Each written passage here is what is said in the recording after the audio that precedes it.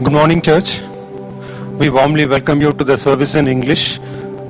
Let's begin the service by reading from the Word of God. I'm reading from Romans chapter 13, verses 8 onwards. You can follow along in the version which you are having.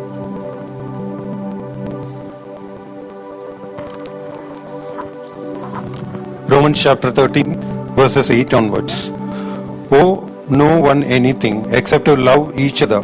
For the one who loves another has fulfilled the law. For the commandments, you shall not commit adultery, you shall not murder, you shall not steal, you shall not covet, and any other commandment are summed up in this word. You shall love your neighbor as yourself. Love does no wrong to a neighbor. Therefore, love is the fulfilling of the law. Besides this, you know the time that the hour has come for you to wake up from sleep. For salvation is nearer to us now than when we first believed. The night is far gone, the day is at hand. So then, let us cast off the works of the darkness and put on the armor of light. Let us walk properly as in the daytime, not in orgies and drunkenness, not in sexual immorality and sensuality, not in quarreling and jealousy, but put on the Lord Jesus Christ and make no provision for the flesh to gratify its desires. Let's pray. Our gracious Heavenly Father, we thank you for this wonderful day. We thank you for giving life, eternal life on this day as well. Appa, we pray for each and every one who is present here, who has logged in online and watching it through YouTube. We thank you for each and every one, and we pray for each and every one. Appa, we pray for each and every team here. We pray for our pastor who is going to deliver the message today. Help all of us, Appa, to open our hearts, to set our minds free from anything and listen to your word. Appa, help us to listen, apply it in our lives, and obey it thoroughly, Lord. Appa, we commit the rest of the service into your mighty caring hands, O Lord. We ask this small prayer in the name of our Lord and Savior Jesus Christ. Amen. Let's do a responsive reading from the book of Colossians.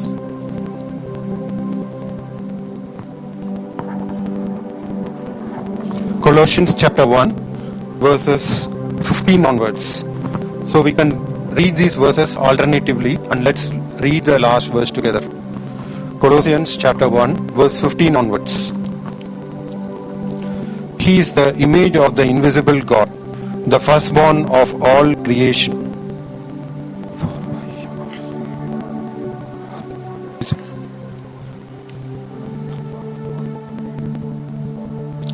And he is before all things, and in him all things hold together.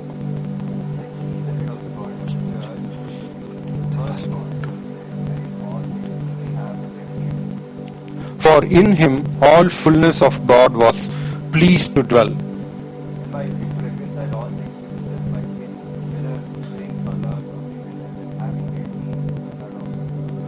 And you who once were alienated and hostile in mind, doing evil deeds,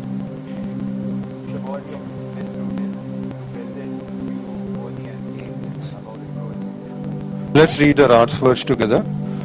If indeed you continue in the faith, stable and steadfast, not shifting in the faith, stay from the hope of the gospel that you heard, which has been proclaimed in all creation under heaven, and of which I, Paul, became a minister. Amen. Now our worship team will lead us in singing.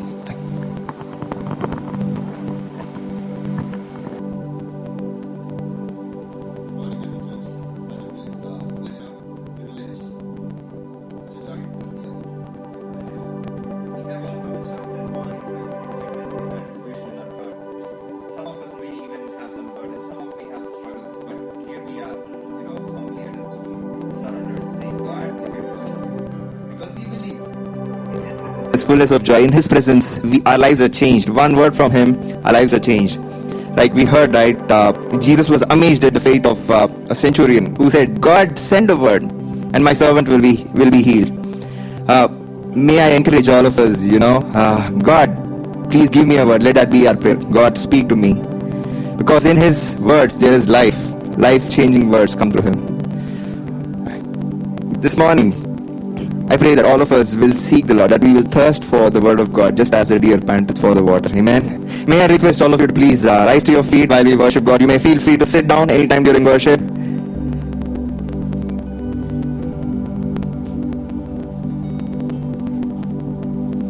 Water you turned into wine, open the eyes of the blind. Our God is greater, our God is stronger. Let's raise our voices and sing. Can you join your hands with me? Can you clap harder?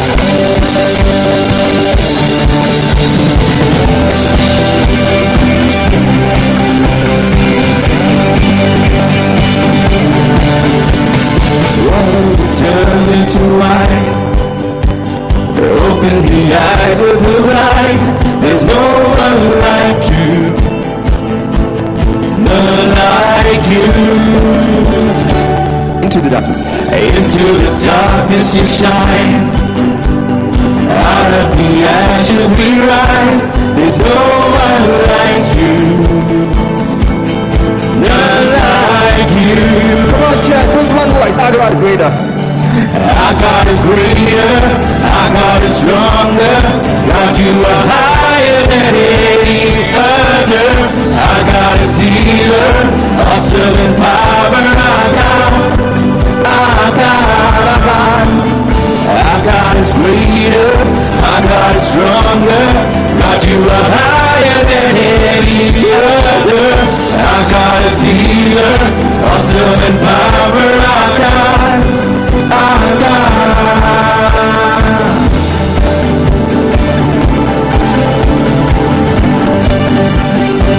Into the darkness you shine.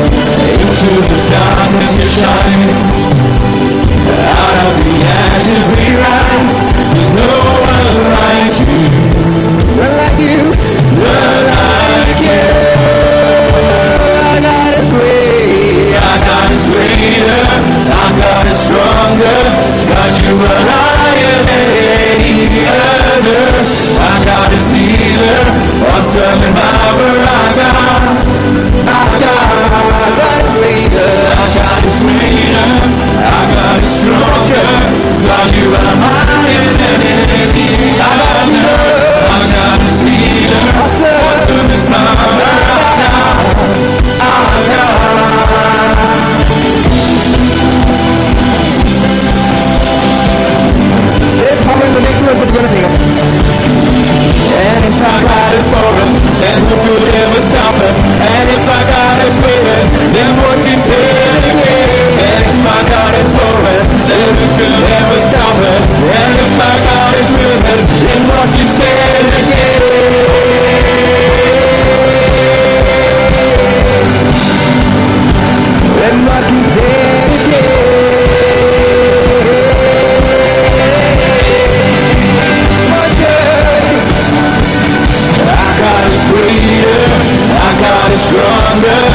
God, you are higher than any other.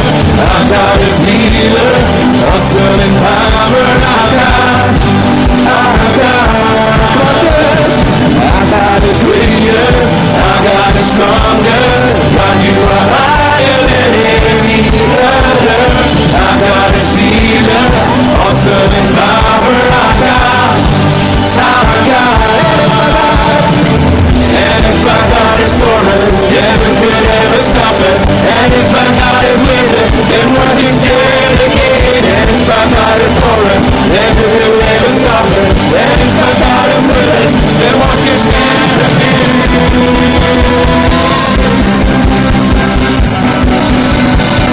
Then what can stand against?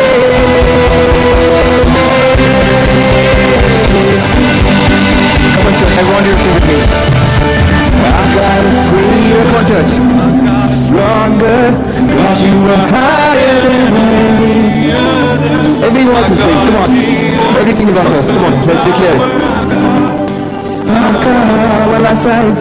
Our God is greater, our God is stronger.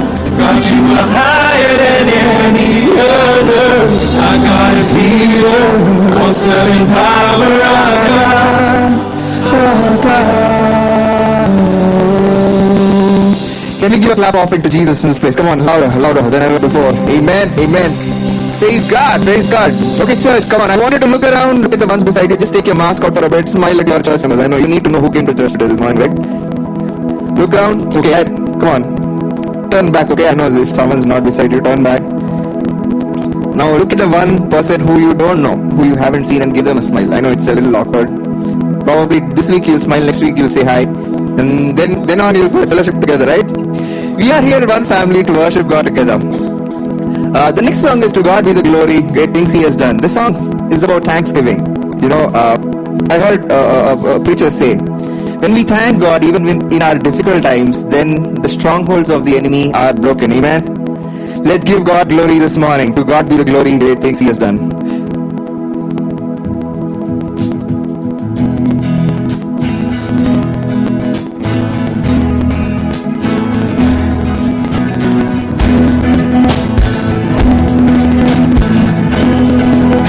To God be the glory. To God be the glory, great things He has done. So loved He the world that He gave us His Son, who He laid His life in atonement for sin, and opened the life gates that all make a way. Come on, church. Praise the Lord, praise the Lord, let the earth hear His voice. Praise the Lord, praise the Lord, let the people rejoice. Come to the Father, to Jesus the Son, and give Him the glory, great things He has done. Okay. I can't see all of you sing. We have done the song about like 3 or 4 times now. So I want all of us to sing this together. Okay, let's do the chorus together. Praise the Lord, praise the Lord, let the earth hear His voice. Praise the Lord, let the people rejoice. Oh, come to the Father, to Jesus the Son, and give Him the glory, great things He has done. Alright?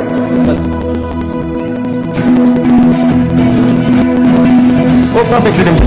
Oh, perfect redemption, the purchase of God. To every believer, the promise of God. Oh, eyeless defender who truly believes that no man from Jesus a pardon receives. Great things He has taught us. Great things He has taught us, great things He has done, and great our rejoicing to Jesus the Son. But purer and higher and greater will be our wonder, our transport when Jesus we see. So much church. Praise the Lord, let the earth hear His voice. Praise the Lord, let the people rejoice. Oh, come to the Father, to Jesus the Son, and give Him the glory, great things He has done. Now you do glory with me. Glory, glory, glory, it the glory, great things he has done. Glory, glory, glory, glory, give the glory, great things he has done. Glory, glory, glory, glory, give the glory, great things he has done. Glory, glory, glory, glory, give the glory, great things he has done. Praise the Lord, praise the Lord, let the earth hear his voice. Praise the Lord, let the people rejoice. Come to the Father, to Jesus the Son, and give him the glory, great things he has done. Glory, glory, glory, glory, glory, glory, give the glory, great things he has done. Glory, glory, glory, glory, give the glory, great things he has done. Glory, glory, glory, glory, give the glory, great things he has done. Glory, glory, glory, glory, give the glory, great things he has done. Amen. Amen. Beautiful one. I love beautiful one. I adore.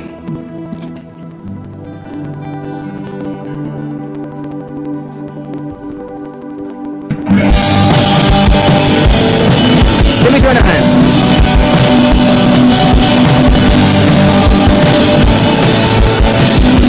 Listen to the words, how beautiful the song is. Wonderful, so wonderful is your fading love. The cross has spoken mercy over me. For I can see no ear has heard, no heart can fully know how glorious, how beautiful you are.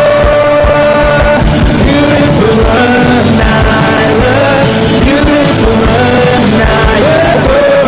Beautiful one, I so powerful, so powerful. The glory fills the sky. The mighty words displayed for all to see. The beauty of your majesty awakes my heart to see. How marvelous, how wonderful you are. Just beautiful one, I love. Beautiful one, I adore. Beautiful one, my soul worships. Beautiful one, I love. Beautiful one, I adore. Beautiful one, my soul worships. Open my eyes to wonders anew. You captured my heart with this love. Cause nothing on earth is as beautiful as you. You opened my eyes to wonders anew. You captured my heart with this love. Cause nothing on earth is as beautiful as you. Beautiful one, I love. Beautiful one, I adore. Beautiful one, my soul worships. Beautiful one, I love. Beautiful one, I adore. Beautiful one, my soul worships. My soul, my soul, my soul, my soul, my soul, my soul, my soul, my soul, my soul, my soul. Beautiful one, one church with me. My soul, my soul, my soul, my soul, my soul, my soul, my soul, my soul, my soul. Beautiful one. Can we give a clap offering to Jesus? Amen. You may now please be seated for a little bit. No. Thank you, Lord Jesus. The beautiful one that you are, Father. My soul sings with joy. My soul will praise you, Father Lord. My soul will bless you, Father. Oh, beautiful one. May your beauty, may the beauty of your holiness shine upon us. May we ever be transformed from faith to faith, image to image, and glory to glory, while we gaze upon your beautiful presence, O Father. Oh, Father Lord, thank you. Thank you. Thank you for your presence in this place. Thank you for what you are going to do in our service today. Thank you in advance for the word that is going to change our life today. We thank you for how impactful our church has been to the surrounding. We thank you for all the lives that you drew closer. You drew closer to yourself through this church, oh Father. We thank you. We thank you for our pastor. We thank you for our teams. We thank you for everyone who's praying, who has prayed, who's praying right now, Father Lord. We thank you. Thank you, God, oh Father. Thank you for your amazing love towards us, oh Father.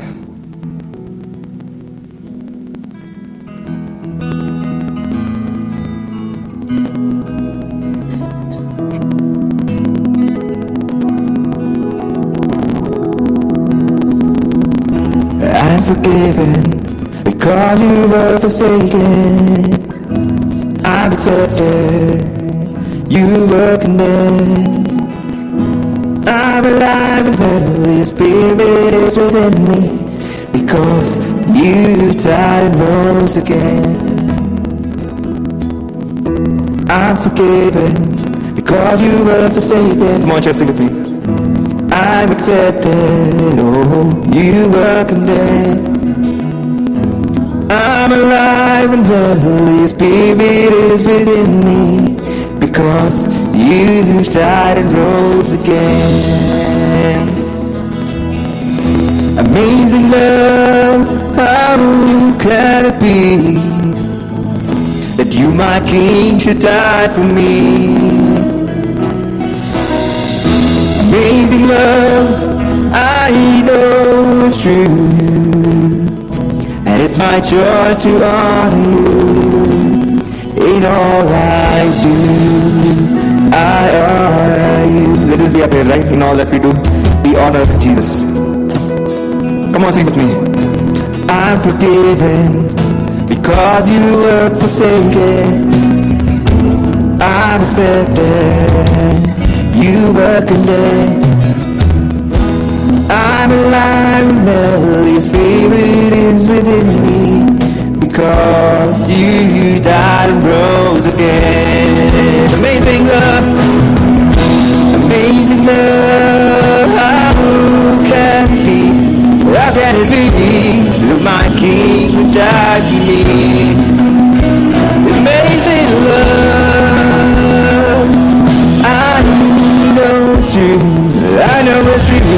It's my joy to honor you.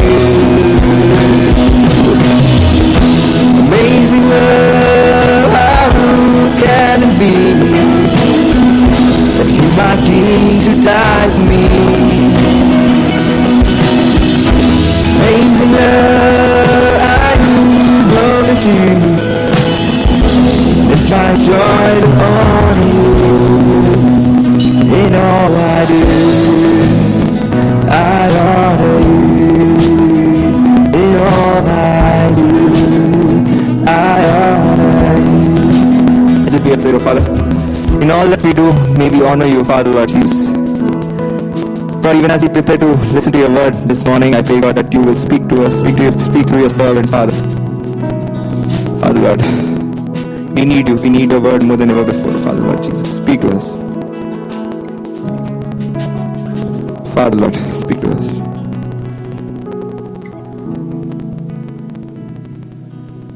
My Jesus, my Savior, Lord, there is none like you.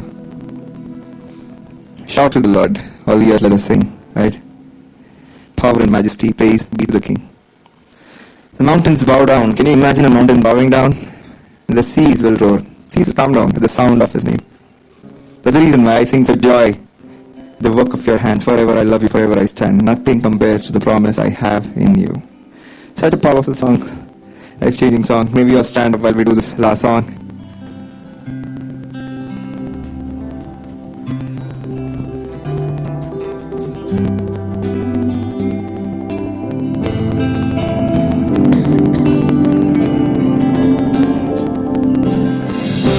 My Jesus, my Savior, Lord, there is none like you. All of my days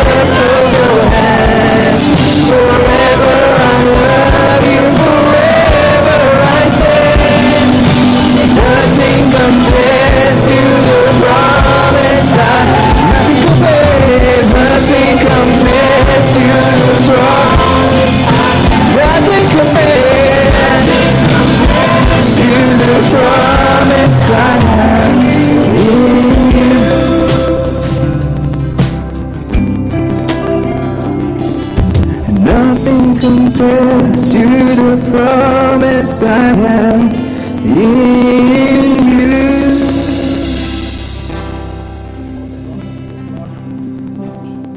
All the promises of God are yes in the name of Jesus.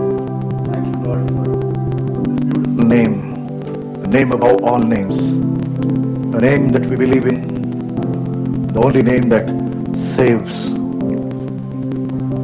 We thank and praise you for this blessed time to gather in your matchless name and to worship you, O God, in spirit and in truth.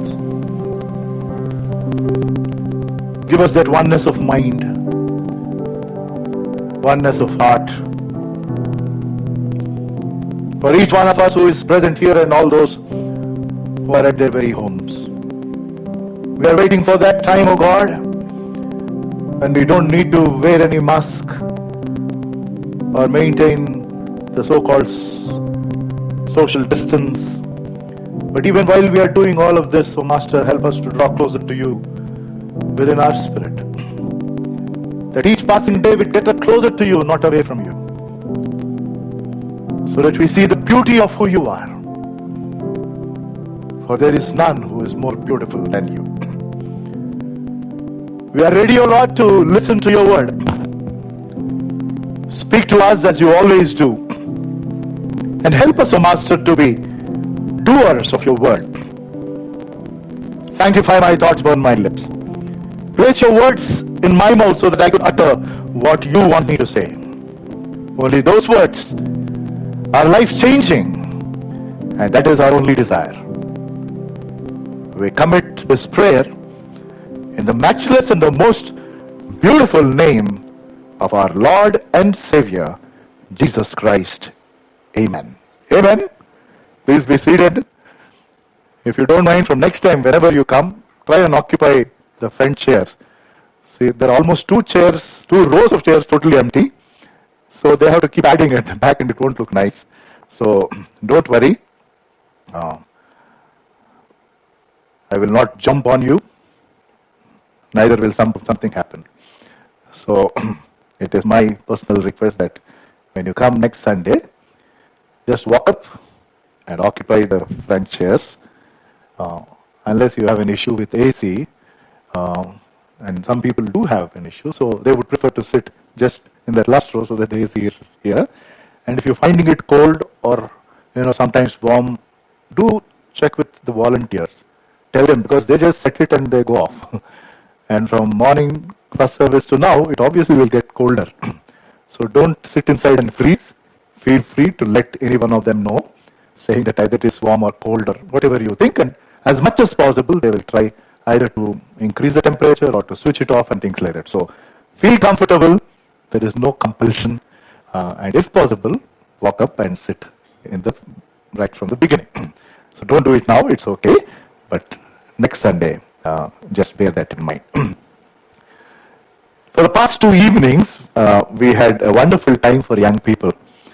So after this pandemic, even we are still in that, so it's been more than 1.5 years we did any special event for young people in the church with physical attendance. We did a couple of them, but they were all either YouTube live or through Zoom. So on purpose we said we're not going to stream live so that we encourage them to come here. And we had a reasonably good turnout. So we had 2 guest speakers come in for the past 2 days. I mean, it was nice. And we will upload this during the next week. And yesterday, Brother Pramod Chandrasekhar, he was sharing, and when he was coming to almost the end of his session, he said, let us look at Mark 6. And I was like, I jumped out of my chair. For the simple reason that is the exact scripture portion I prepared to preach now, today morning. It happens at times, and when it happens, I can't share my joy. For me personally, that is how I take it, that's why it excites me so much.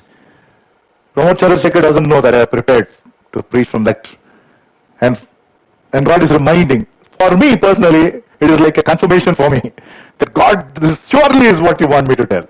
So whenever that happens, I am excited. So this is another very, very familiar scripture portion. And we will dig deeper, as we always try to do with the help of God, the Holy Spirit, to understand what God is trying to tell us. The scripture portion that we are going to meditate today is from Mark chapter 6, verses 1 to 6. So I request you to open your Bibles and keep that scripture portion ready.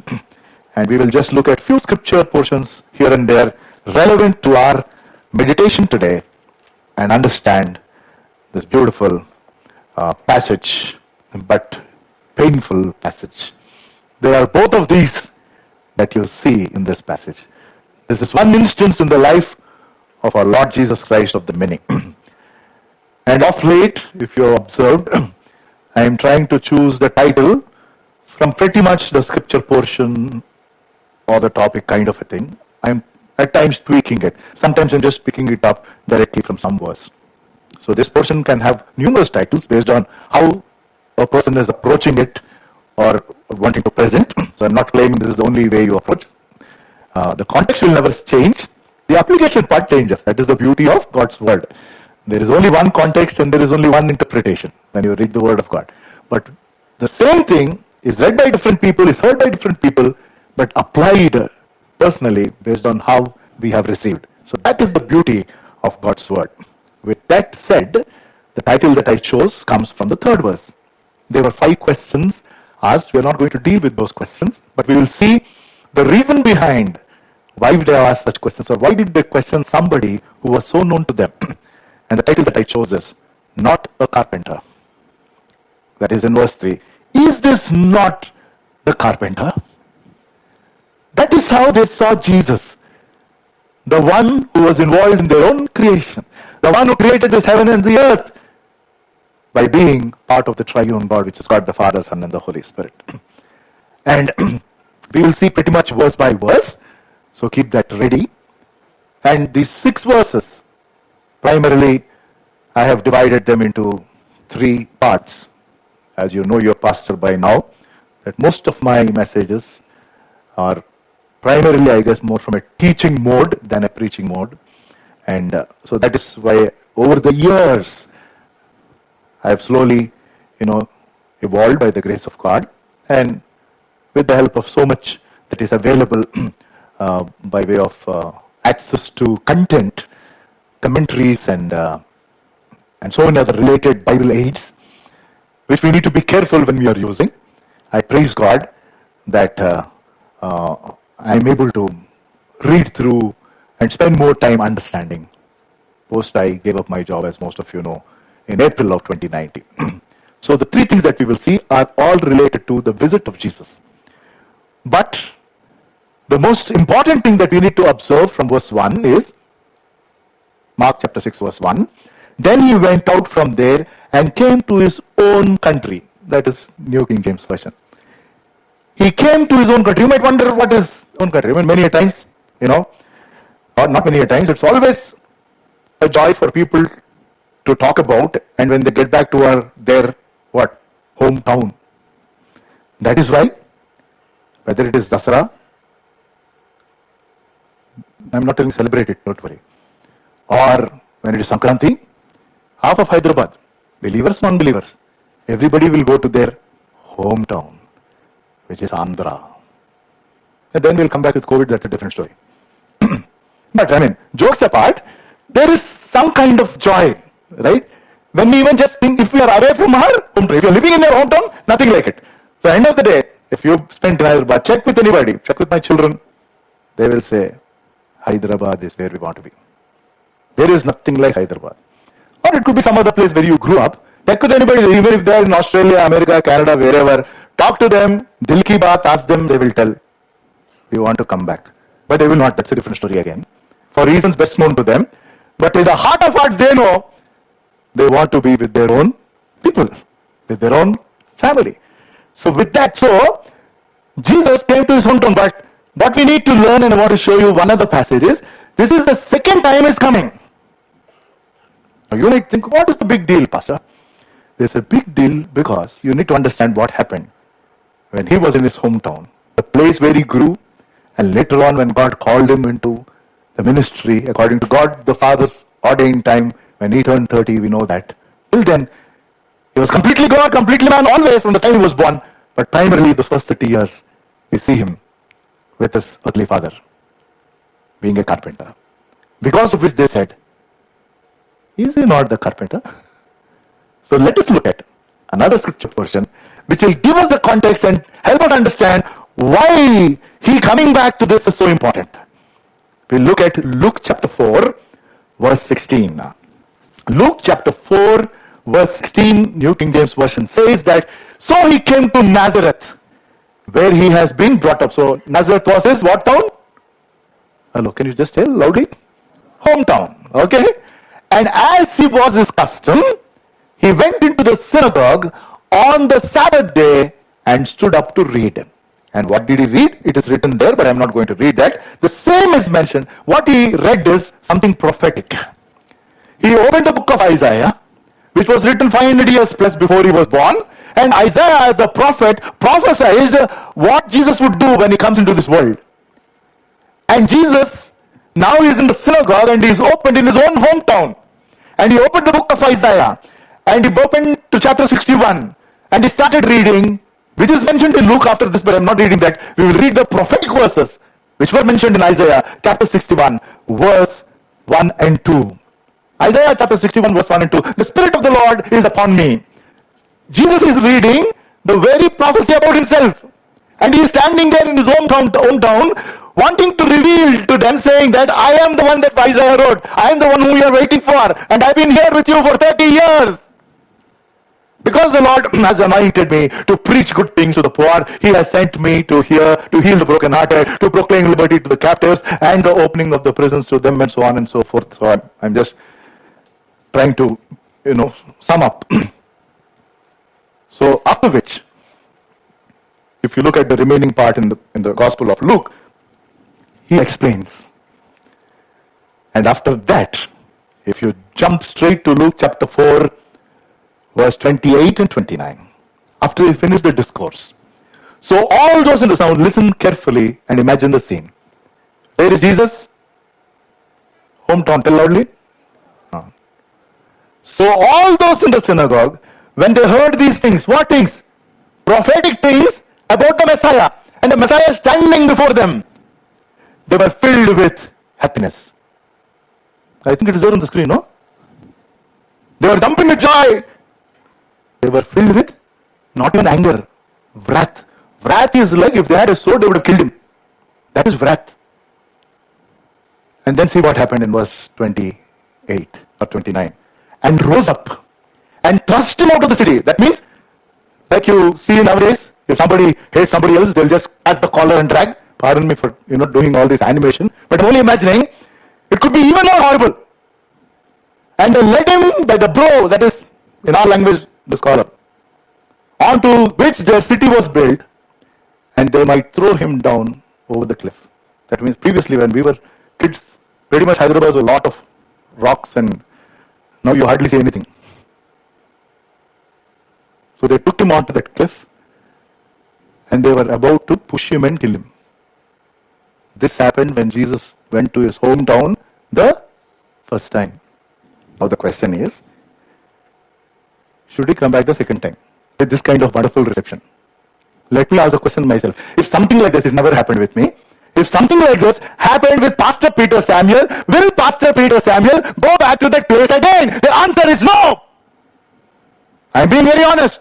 Because my ego is hurt. Because I was insulted. I don't want to go to a place where somebody insults me. And who are they? They are not BJP or RSS. Pardon me for saying that. If at all we think they are against us, it is his own hometown. It is his own people. And where was he? He was in the synagogue. He was not on the street. He was in the synagogue and he opened Isaiah and he read out and told that this is prophetic. Now the question is, so the first point is the reason for his visit again. He came back, no? After this kind of reception with his own people, he came back. The question is, why? I told if I were to be in this place, I'm not equaling myself with Jesus. I can never do that. God forgive me for even uttering this. But why did my Lord, my Savior, Go back. What is the answer? The answer is the very nature of God. Simple. The answer is the very nature of God. And the very nature of God is love. That is why it is called agape love. That to love those who don't deserve. Because of that inherent nature, there are two things I want to present before you. The reason for his revisit. I think instead of putting visit, we should change the point to reason for his revisit. Because he visited again. Because of that love.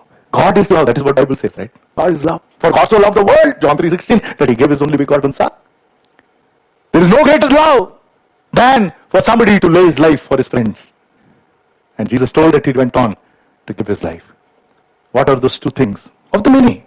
Because of the limitation of time, I'm just placing two of the beautiful characteristics of our Lord, our God. The reason for his revisit, first is, he was patient. Not patient as in hospital patients. He had patience, which Pastor Peter Samuel doesn't have. When you experience something like this, that is the nature of God. There is this beautiful verse about the second coming and the time during his second coming, which is mentioned in 2 Peter chapter 3, verse 9. Another familiar verse. 2 Peter chapter 3, verse 9 says, "The Lord is not slack concerning his promise, as some count slackness, but is long-suffering towards us, not willing that any should perish, but that all should come to repentance." NIV says, "The Lord is not slow to keep his promise, as some understand slowness. Instead, he is patient with you." Instead, here it is long-suffering. The meaning is the same. Instead, he is patient with you, not wanting any more to perish, to everyone that they come to repentance. That is why he came back. And the second reason for why Jesus revisited that hometown, a place where he was treated like a gunda, if I have to use a word, that they dragged him and wanted to push him and kill him. He went back to that same people, that same town, because he was patient with them. Similarly, before I move forward, irrespective of how many times somebody rejects Jesus, I am telling you, he will still be outside the door of your heart, knocking, till the time you open or you go away. That is how patient God is with you and me. And if there is anybody sitting here, and if there is anybody who is listening right now, who has not given his or her life to the Lord, it is my request, it is my plea, it is my prayer that don't harden your heart. God has been patient with you. He is still patient with you, and he wants you to accept him as the Lord and Savior because he's given his life for you. Will you harden your heart further, or will you open it? Will you be like that hometown people who rejected Jesus when he visited the second time, or will you accept him? And for most of us who have known him as a personal Savior, what is the lesson for us? For me, it was very clear that I have to pray more, asking him to give me patience. Absolutely. Because it's not easy in certain circumstances to remain patient, especially when you see outright rejection of the truth of God. You feel like, there is nothing that we can do. But God reminds us that this is my characteristic, so you are my child, so I want you to develop this characteristic. Give me an opportunity to develop. So every child of God must display patience. After I shared this message in the Telugu service, because I don't do different messages, I do the same message. There was one elderly lady who was waiting after everybody left. We stand at the gate in the Telugu service downstairs. She came to me and she was crying unconsolably. And she just hugged me and she was crying. This is the first time ever during COVID time somebody held on to me like that, who is not related to me. And she said, she's from Guntur and she just came here because she has some health issues. And she said, this is what I've been experiencing. My own people have cut me off. I'm lonely. I've lost my husband. And nobody talks to me. And today God spoke to me that I should be patient. I'm just not able to. Because that is my situation. And she was just not able to speak. She was just crying and crying and crying. And I just prayed for her and she moved on. Day before yesterday, I was speaking in a full-day youth event in Manastalipuram. 300-400 plus youth. And they chose the title as Exchange. What will a man give in exchange for his soul? That scripture portion. What will a man profit if he gains the whole world and loses his soul? So in first session I was talking about the worth of soul and things like that. Powerful word.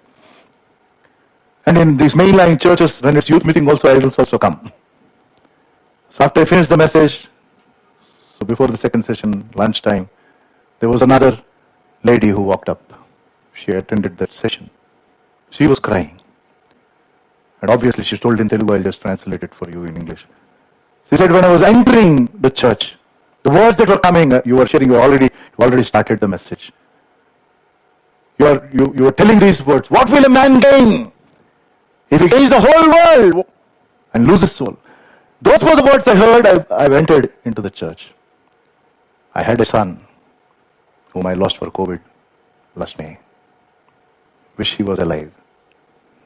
All these people need this message. He's left behind a 3-year-old daughter. We are shattered. She was just weeping and I just said, Auntie, I'll pray for you. She said, thank you, but more than anything, I'm so glad that God led you here, that at least some of these young people will not lose their soul and give it to God. I was shaken. I mean, we have taken so many things for granted. I'm telling you, the reason why I say this is because I was born and brought up in a Christian family, you all know that. My grandfather's grandfather was the first convert, so we have this wonderful Christian heritage. But what kind of a life did I live? I'm grateful to God that I'm alive for this moment in time. For only one reason, if God was not patient with me, I would have gone straight to hell. Let me put it very clear straight. Long time back, Peter Samuel would have been dead and he would have been hell. It is only because of God's patience, and the second one is persistence. These are two beautiful characteristics of God. Persistence. That is why he came back. He didn't give up. And let us not forget, he knows what kind of reception he will get. Are you with me? We don't know how people will receive us. We don't know how people will react. But Jesus knows how the reaction will be.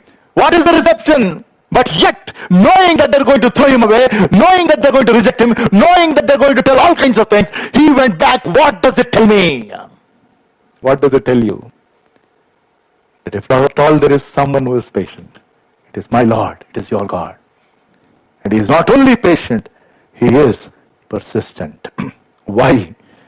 Because that was the only reason he came. Brothers and sisters, church, all those who are here and all those who are part of the online service. The people of Nazareth repeatedly missed an opportunity to recognize Jesus for who he is. You don't miss this opportunity to give your life to God. And for all those who've given your life to the Lord, you and I, let us not miss the opportunity to be patient and persistent in sharing the love of God. Irrespective of whatever hatred people show, irrespective of whatever attacks that happen on social media, irrespective of what kind of emails, if at all they come to you, as a pastor, preacher, and the one who is active to a certain extent in social media, there are a lot of people who criticize, who comment, who abuse.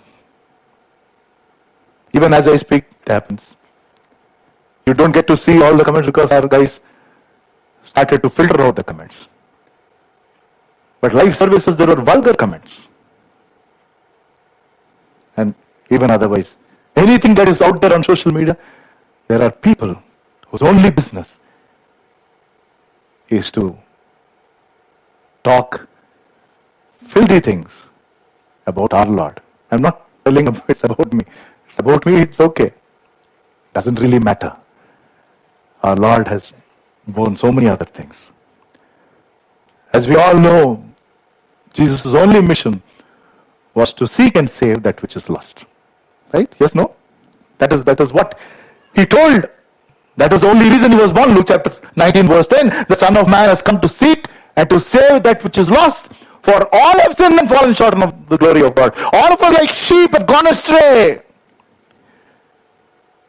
But back then, since he was in flesh and blood, if he was in Nazareth, he could not be in some other place, because of those restrictions that somebody has.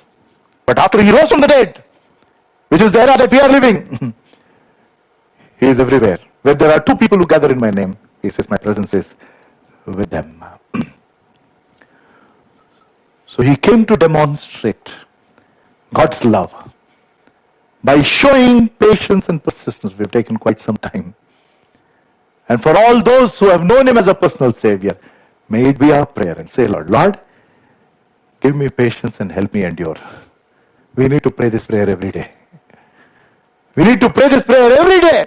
Lord, give me some more patience and help me endure, because that is the quality that you displayed. Where? Among your own people. Now let us go to the main part. So he came there the second time. We saw the reason for his revisit. Now we will see the reaction to this revisit. And this reaction is horrible. Mark chapter 6, the portion that we are meditating. Verses 2 onwards. I'll read 2 and 3, and we'll see 3 things there quickly. And when the Sabbath had come, he began to teach in the synagogue. What he did the first time? The same thing he was doing. And many hearing him were astonished initially. Then there were these questions. We will not meditate these questions, but I'll give you a summary as to what was there when they were asking these questions. What does it tell us rather? Where did this man get these things? And what wisdom is this which is given to him, and that such mighty works are performed by his hands? Is this not the carpenter, the son of Mary, and the brother of James, Joseph, Judas, and Simon? And are not the sisters here with us? So they were offended at him. 2 words, and we'll come to that in a moment. First is, they were astonished. Second is, they were offended. Why will we be offended with someone when somebody says something nice about us? No, right? If somebody tells something that is not right about us, or which hurts us and things like that, that is when we are offended. Jesus never did anything, said anything that their own people should take offense. But they were offended. And I just want to draw your attention to a beautiful spiritual truth about the synagogue. As was his custom, that is how it will be in the Bible, when you read the Gospels. As was his custom, on the Sabbath day, wherever Jesus was, he went into the synagogue. Now you need to understand, back then when synagogues were built, according to the Jewish belief, wherever a synagogue was built, the place where the rabbi, or the one who opens the law and reads or shares, that will always be pointing towards Jerusalem. Because for them, Jerusalem is key. Now I'm not talking of Vastu now. Later on we'll deal these in a Zoom call. Okay, but that is Judaism. Now you might think, what's the big deal? Here is the deeper spiritual truth. Whenever Jesus walked into a synagogue and he opened the law and he is speaking, he knows he is facing where? Jerusalem. For others, Jerusalem is a holy city. For others, Jerusalem there is a temple. For Jesus, Jerusalem is the place for which he came for. For what? To go there and die. Are you with me? So whenever he stood, it reminded him that he is destined to go there, and Jesus was always focused. That is the deeper truth of God being persistent, and he was persistent to give his life, and irrespective of whoever who were used as satanic forces or Satan himself directly trying to attack him, till the time he went onto the cross, Jesus was persistent to go and die for the sins of mankind. And that is the kind of persistence God showed to tell us that he loves you and loves me. With that said, let us just examine, why did his hometown people react like this? Because logically, if you think, that is how I always approach. When Jesus has given them such a beautiful opportunity, that he grew there. That means he played with the kids of his age. You might think, where is it, Pastor? I'm only thinking. You might think I'm wrong, it's okay. That is how I approach.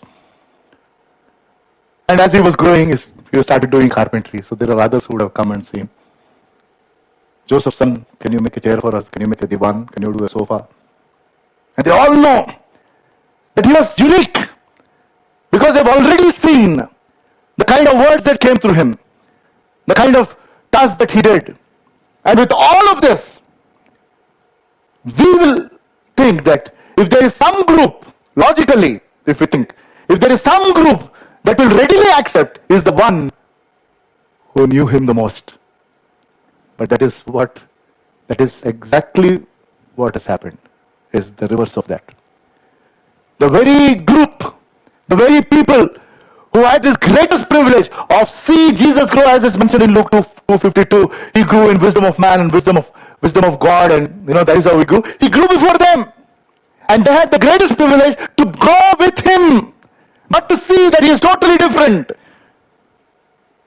And logically, we think that if at all Jesus will be received, it will be among his own people. And it didn't. And the same is continuing. I was one of them 27 years back. Born and brought up in Christian family. And there are so many people who are born and brought up in Christian families, but they just don't care. The answer is one word in English called familiarity. Jesus is not new. Salvation is not new to us. We've heard it from our Sunday school. We've heard it in youth. We hear it in every Sunday service. So, it doesn't excite. It doesn't excite so-called those who are born in Christian families, because you are so familiar, because of which what is happening. The first thing is your attitude towards Jesus. The same attitude that was displayed here by his hometown people. That is why did they react the way they reacted? Is because of their attitude. Now you should see, it is written that in chapter 6, verse 2, when the Sabbath had come, he began to teach in the synagogue, and they were hearing him with astonishment. They were hearing him and they were astonished. So the first part is good. At least they were hearing. But the problem is, they were hearing with a wrong attitude. Are you getting the point? So there are a lot of people who come to church and go and they are hearing, but the attitude is, we know it all. It's okay. There's nothing exciting. If that is the kind of approach, then you are in a big problem. So that is the kind of attitude they displayed, and because of which they assumed something. And based on that assumption, they had all these questions. All those questions will fall under this one word, assumption. What are those questions? The question about his wisdom. Where did this man get these things? And the question about his power, the way he performed his works. And what wisdom is this which is given to him, that with such mighty works are performed by his hands? And then they talk about his family, and they only look at him as a carpenter's son. They say, is this not the carpenter, the son of Mary, the brother of James, Joseph, Judas, and Simon? And are not his sisters here with us? All these questions are horrible assumptions, because Jesus was just another person for that group.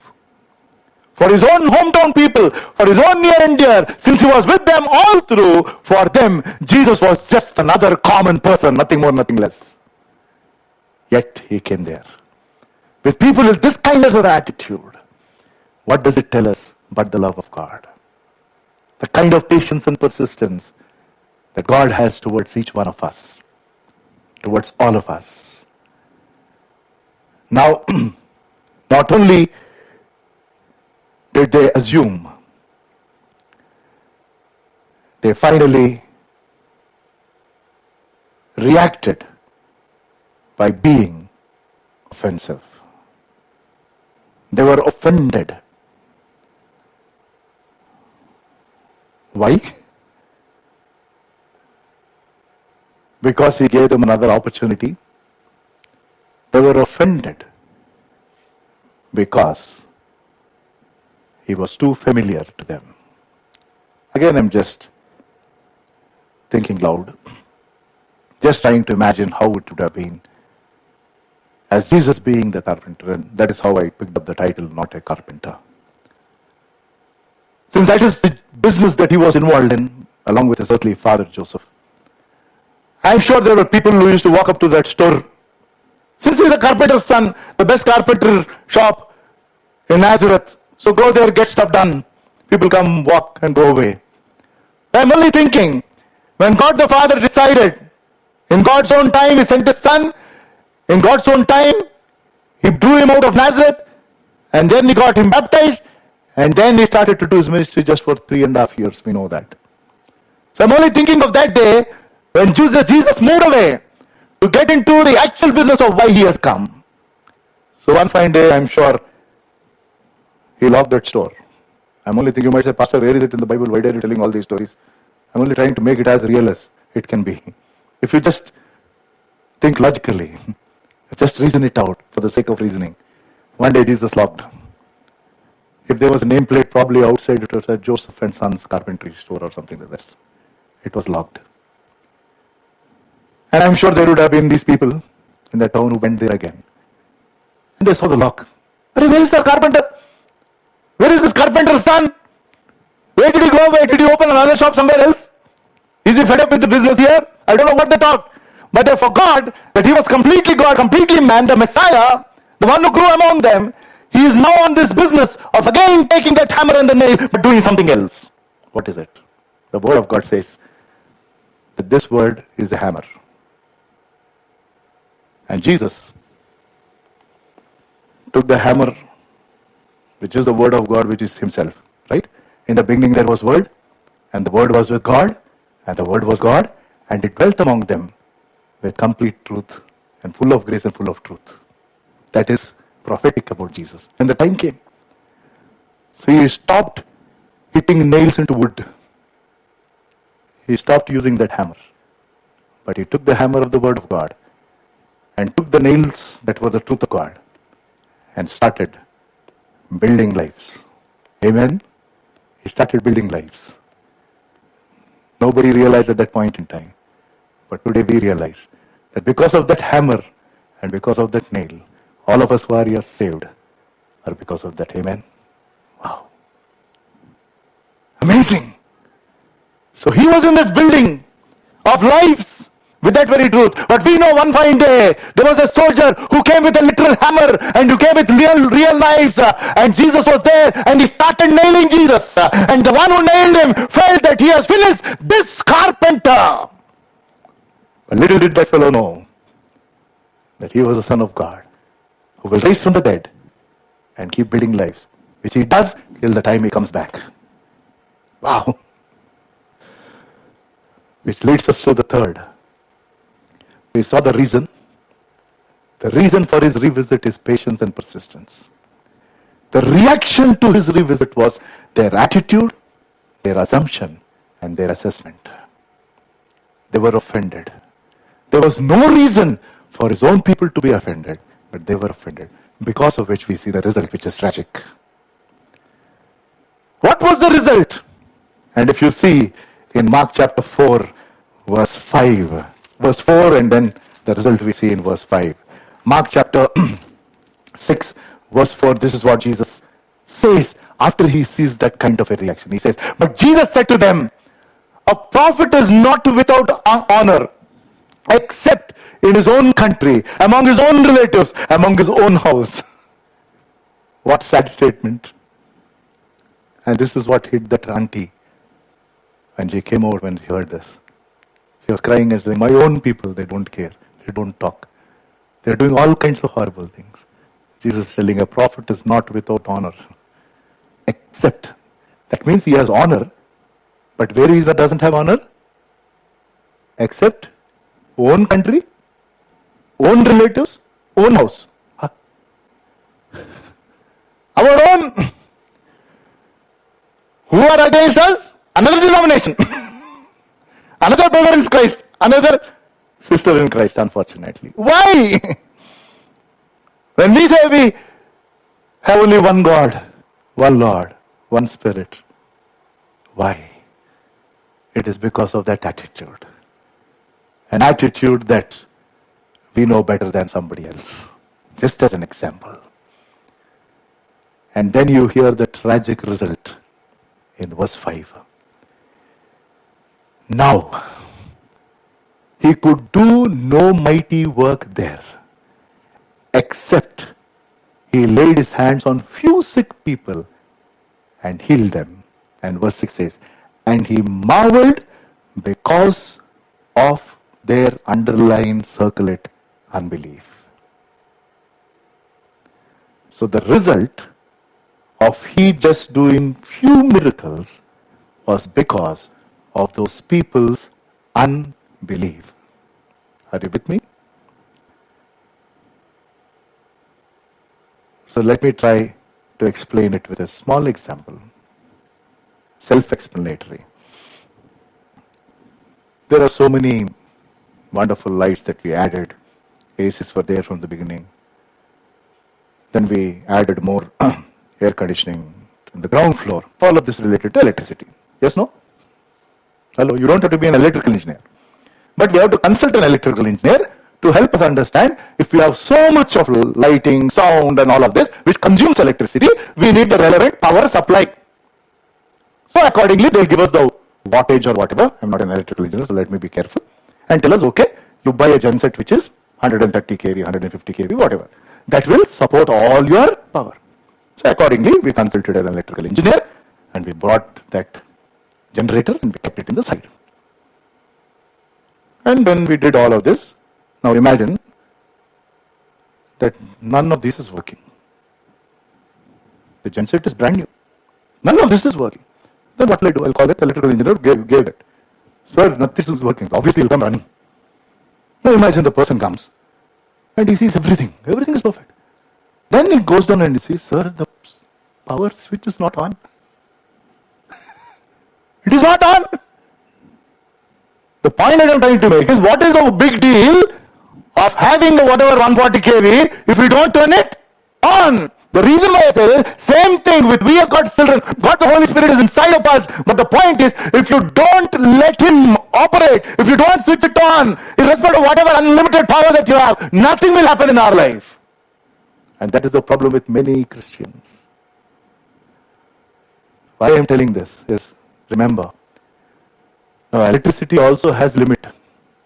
Based on that kind of wattage, it can only supply that much power. But God's power is unlimited. So that issue is settled. Unlimited power to unlimited people. That is absolutely right. There is no problem. But if I have unbelief, let me tell you what happened with his own hometown people, where he didn't do any mighty works, but he just chose to just heal few people and move on. Why? Because of their unbelief. So what does it tell me? It tells me only one thing, that I can limit God's power based on my unbelief. Are you with me? He was not able to do. The result of not being able to do mighty works is nothing to do with the power of Jesus. It was all to do about the unbelief of people. And people's unbelief limits God's power. And Jesus was marveled because they are the ones who have seen the most. They had the privilege to see Jesus grow among them. That is the same thing for the so-called Christians. Those who are born in Christian families, it's the same thing. We have known it so much. And I guess we have more unbelief than others. Not belief. And the second instance where Jesus marveled was when he saw somebody's belief. You want to see where it is? Matthew chapter 8, verse 10. And I'm closing. Matthew chapter 8. And the context is, there is the centurion, that means the one who has got power, who has got 100 people underneath him. He comes to Jesus because the centurion's servant is sick in his hometown and Jesus is somewhere else. He comes to Jesus and he says, my servant is sick. And Jesus says, if you can just show the previous verse, because that is the link. Matthew chapter 8 and verse 7, I'll pick it up from there. Or verse 6, he says, Lord, my servant is lying at home, paralyzed, dreadfully tormented. And Jesus said to him, I will come and heal him. If I were to be in the centurion's place, I would have been jumping with joy. Because Jesus coming to their house is a privilege. He would have said, oh, thank you, please come. Jesus volunteered to come. But the centurion says, he says, in next verse 8, the centurion answered and said, Lord, I am not worthy that you should come under my roof, but only speak a word, and my servant will be healed. Then you will see. And he'll explain why he is just telling that in verse 9. He says, for I am also a man under authority, having soldiers under me, and I say to this one, go, and he goes, and to other one, come, and he comes, and to my servant, do this, and he will do this. When Jesus heard it, this is the second instance where Jesus marveled, or he was astonished, or he was amazed. Verse 10 of Matthew chapter 8. When Jesus heard it, he marveled and said to those who followed him, assuredly I say to you, I have not found such great faith, not even in Israel. Just compare these two scenes. Just compare for a moment. 2 times Jesus marveled. One was in his own hometown, own home, own people, who saw Jesus for so many years. And they had the best of the opportunity. And they were having unbelief. And they limited God's power. On the other side, there is this centurion who is meeting Jesus for the first time. And Jesus said he will come to his house. He says, don't come. You just say one word. Power unlimited. Jesus spoke one word. The power of healing went somewhere else. Why? Because there was one person who believed. Think about it. What a lesson. Now, in which category do you want to be? With men it is impossible, but with God, everything is possible. There is the will of God. I'm not telling there is no will of God. But there is something that relates to our faith and our belief in God. Will you, if you are struggling with some unbelief, to certain things, let us be as practical as possible. Certain things we don't have any issues believing. But only when things become critical or something like that, depends on each person's problems and situations. Somewhere there is this unbelief. It's natural. So then what do you do at that point in time? Will you be stuck with your unbelief, or will you ask God to help you get over that unbelief? Are you with me? You say, Lord, you want me to believe. Your word is telling me that this is going to happen, but I don't have that kind of belief. Lord, help me get over my unbelief. That's a nice prayer to pray. Help me get over my unbelief, because I don't want to limit your power to operate in my life. I want to put every switch on, so that I receive as much power to go and do your work.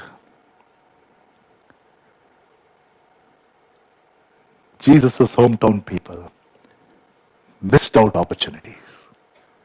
Maybe this morning, not miss out an opportunity to coming closer to God. Let us pray. Just take a moment. In the light of what you and I have heard, we can see the love of God in this passage, that God the Holy Spirit helped us understand why he came to his hometown again, but what kind of a reception he had, and because of which the kind of result, which was only few got healed. Nothing major happened and made a tragedy not happen in our lives. If there is anyone who is yet not given his or her life to the Lord, what is stopping you? Why do you take offense? Why do you say, I don't need, I don't care? But let me tell you, God says that I still love you. So will you open your heart for him? And for all those who have known him, may we seek his help to develop this quality of persistence and patience. And at the same time, if we struggle with unbelief due to certain circumstances, will we plead with God and say, oh Master, help us not to limit your power. Help us get over our unbelief. And God will do mighty things. Time for you to submit your prayer requests and trust in his promises. Wait for his timing and say, Lord, I need your help and I want your will to be revealed and done. For those who have celebrated your birthdays and wedding anniversaries last week or today, may God bless you and crown you with many more blessed years. Loving Heavenly Father, we thank you, Lord, for giving us this wonderful time to gather in your name, and, O Master, to listen to your voice all over again. Thank you for revealing yourself in numerous ways so beautifully. May we not be those that were in your hometown with arrogance and displaying an attitude which led them to unbelief. But, O Lord, help us to believe in you in every and any situation. We ask this prayer in the matchless name of our Lord and Savior Jesus Christ. Amen. Time to bring our offering to the Lord, and after which we will approach the table. Even as we sing this song, may we bring our offering to the Lord. And for all those who are part of the service online, if you are tech savvy and are able to use technology, you can do so by scanning the QR code or by using the net banking details. Give your offerings to the Lord.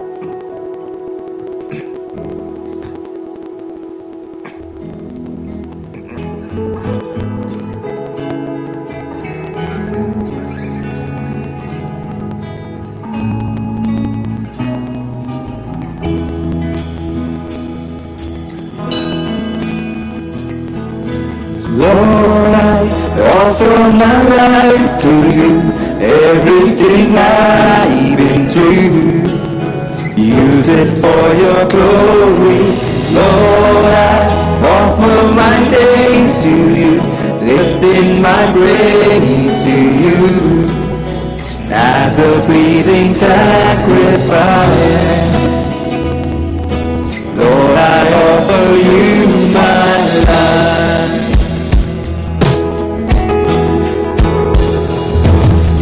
In the past, things yet unseen, wishes and dreams that are yet to come true.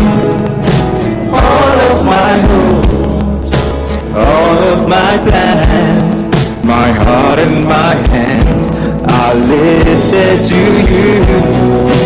Lord, I offer my life to you, everything I've been to. Use it for your glory. Lord, I offer my days to you, lifting my praise to you as a pleasing sacrifice. Lord, I offer you my life. There's only one announcement. Today is day 3 of Crossroads, the youth event. No live streaming. All the young people who are here and who are at home, be here. Bring your friends. We promise we'll leave you at 8 o'clock. So come here before 6 o'clock and you will have a wonderful time. And it is just a time of singing and praising God. So in a format of a concert. So please be here and have a blessed time. So we are expecting a lot of people to come in this evening, especially all those young people, more so in the age of 20 plus. You are our target audience. Time to come to the table. If you've accepted Jesus as your personal Savior and have gone through the act of baptism, I request you to stand where you are. And for all those who are at home, I'm sure you kept the bread and the juice ready. Keep it ready. Approach it prayerfully. After this song and prayer, we will take part. So all those who are ready to be a part of this communion, please stand in your places so that as we sing this song, the bread and the juice will be given to you.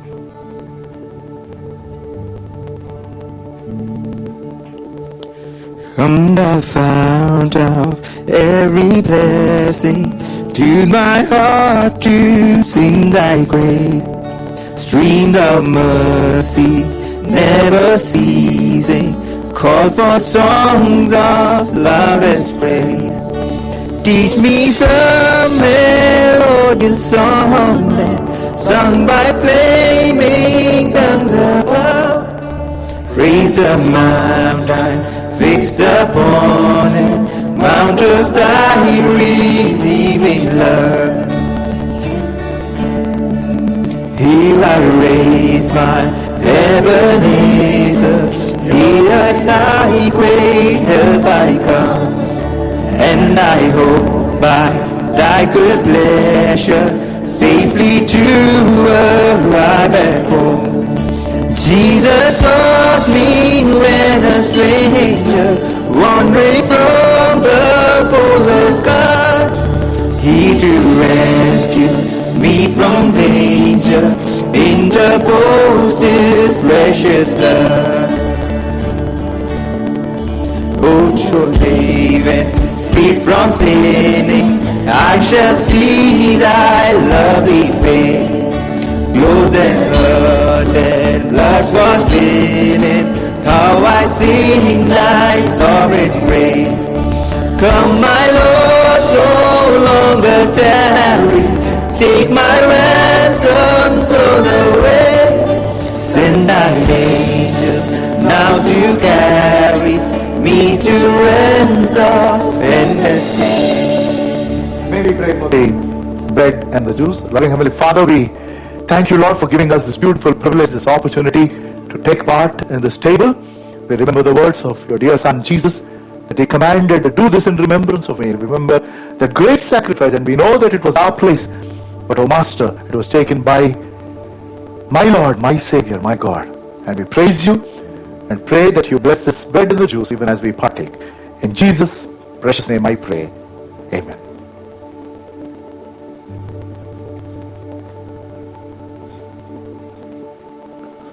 For I received from the Lord that which I also delivered to you, that the Lord Jesus, on the same night in which he was betrayed, took bread, and when he had given thanks, he broke it and said, "Take, eat, this is my body, which is broken for you. Do this in remembrance of me." Giving thanks to God, may we accept this bread.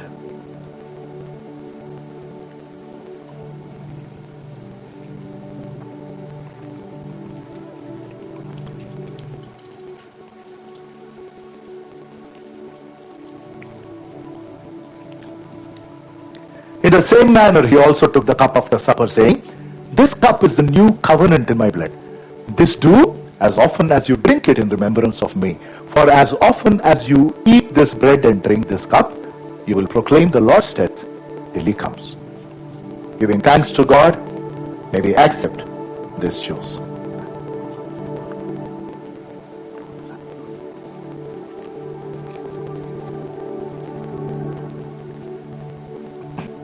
Please be seated. God bless you. You may dispose the cups while you are leaving the sanctuary. Let us pray. Loving Heavenly Father, we thank you, Lord, for this blessed time. What a joy, O God, to gather in your matchless name. Thank you, Lord, for each one who has come here and for the hundreds who've joined us online. Bless them, lead them, guide them. O Master, we pray that this pandemic may be over according to your perfect time, and may your purposes be fulfilled. We want to see an outburst of repentance and revival. We want to be a part of it, O God. Help us to be patient, help us to be persistent, help us to get over our unbelief, and Lord, draw closer to you. And as we get back to our homes, we fully believe that your presence is going to be with each one of us, because that is what you promised. And till we meet again, in Jesus' precious name we pray. Amen. Our Father, who art in heaven, hallowed be thy name. Thy kingdom come. Thy will be done on earth as it is in heaven. Give us this day our daily bread. Forgive us our sins and forgive those who sinned against us. Lead us not into temptation, but deliver us from evil. For thine is the kingdom, the power, and the glory, forever and ever. Amen. Now to him who is able to keep you from stumbling and to present you faultless before his glorious presence, to God alone who is wise, be glory and majesty, dominion and power, through Jesus Christ our Lord, throughout all ages, now and forevermore. Amen. Lord, bless thee and keep thee. The Lord make his face to shine upon thee and be gracious unto thee, and be gracious unto thee. The Lord lift